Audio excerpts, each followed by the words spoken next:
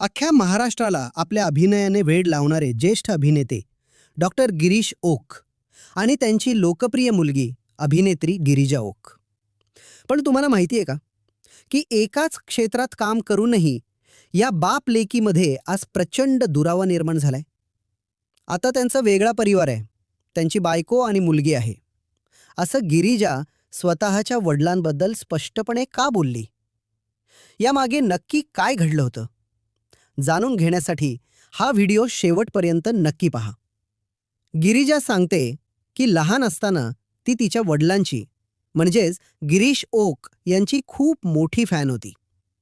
त्यांची कुसुम मनोहरले, देहभान आणि डॉक्टर तुम्ही सुद्धा यांसारखी गाजलेली नाटकं तिने अनेक वेळा पाहिली होती.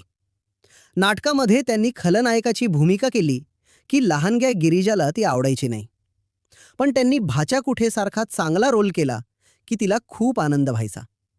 वडिलांचा तोच अभिनय पाहत गिरिजा लहानाविरुद्ध मोठी झाली. पण काही काळानंतर गिरिजाचे आईवडील एकमेकांपासून वेगळे झाले आणि ती तिच्या आईसोबत राहू लागली. यामुळे हळूहळू वडिलांशी असणारा तिचा संपर्क कमी होत गेला. याबद्दल बोलताना गिरिजा अत्यंत मोकळेपणाने म्हणाली, आता आमचं रोजचं बोलणं किंवा भेटणं होत नाही. एका मर्यादेनंतर मी माझ्या आईकडे राहायला गेले. आता त्यांचा स्वतःचा एक वेगळा परिवार आहे. त्यांना त्यांची बायको आहे, मुलगी आहे आणि ते त्यांच्या आयुष्यात खूप आनंदी आहेत. लग्न झाल्यानंतर मी सुद्धा माझ्या वैयक्तिक आयुष्यात व्यस्त झाले. पण जेव्हा कधी आम्ही कौटुंबिक कार्यक्रमात एकत्र येतो तेव्हा आमची भेट नक्की होते.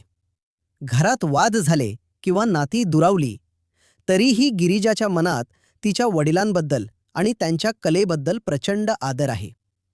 ती अभिमानाने सांगते की माझ्या बाबांनी जे काही मिळवलंय ते स्वतःच्या हिमतीवर आणि कष्टाने मिळवलंय. आजही जेव्हा लोक मला गिरीश ओकांची मुलगी म्हणून ओळखतात तेव्हा मला खूप भारी वाटतं. पण त्याचसोबत एवढ्या मोठ्या नटाची मुलगी असल्यामुळे चांगलं काम करण्याचं एक दडपणही तिच्यावर नेहमी असतं. तर मित्रांनो, परिस्थितीमुळे जरी या बाप लेकीमध्ये आज रोजचं बोलणं नसलं तरीही त्यांच्या मनातील आदर आणि प्रेम आजही तसंच टिकून आहे. तुम्हा सर्वांना गिरिजा ओक आणि गिरीश ओक यांच्याबद्दलची ही हळवी गोष्ट कशी वाटली? आणि गिरीश ओक यांचं कोणतं नाटक किंवा भूमिका तुम्हाला सर्वात जास्त आवडते? कमेंट करून नक्की सांगा.